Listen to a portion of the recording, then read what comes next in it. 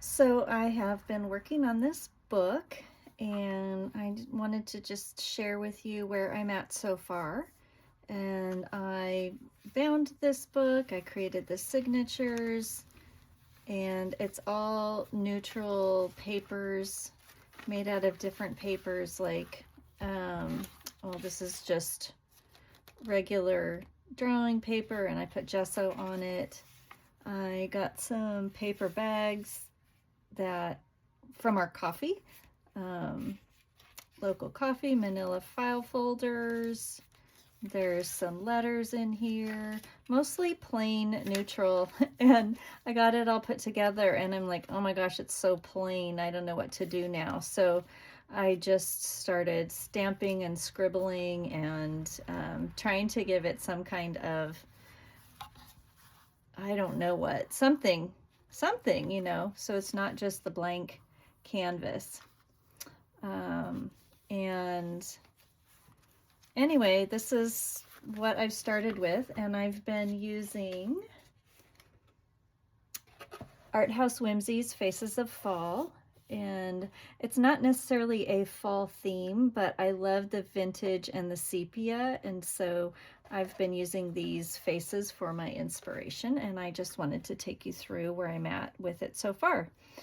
And I haven't done the cover yet. I haven't done the first page because I'm not exactly sure what I want to do yet. So this is how it looks like so far. And I have this little lady here, and I started with making this as a flap and I didn't like it. Every time I opened it, I tried putting something under it just as a layer, but I didn't like it. So she is how she is. And then I've got these gals. This is a picture of a coneflower that I took and then manipulated, printed, and then I colored it.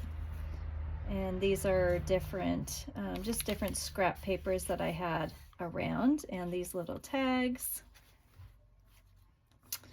This little gal, I have this crown stamp, and this is a stamp that I carved. And oh, what's it called? Fastball? I'm not going to remember. Anyway, I carved it, and so that is what I used here. I painted her little collar, and then just have some scraps, and she's saying I have so many things to do.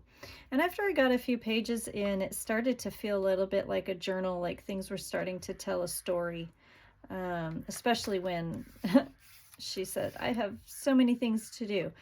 And that I thought of, well, she's a little girl and she's got so many things ahead of her in her life that she has yet to accomplish, or maybe it's me subconsciously saying I have so many things to do.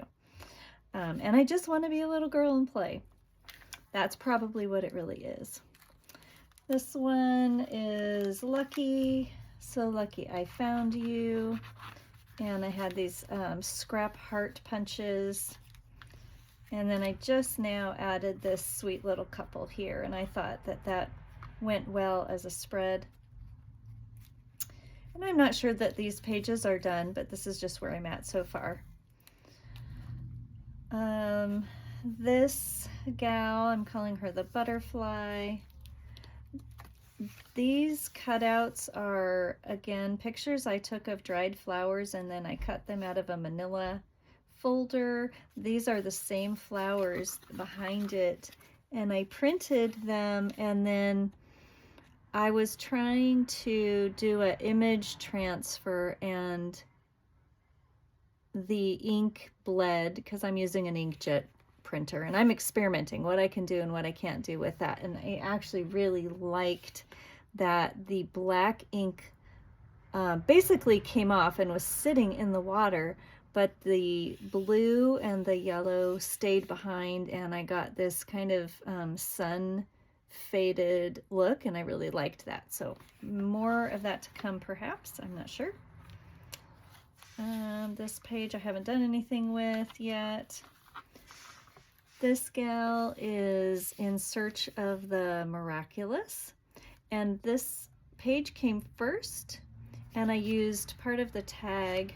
I cut off part of this tag and put it over here.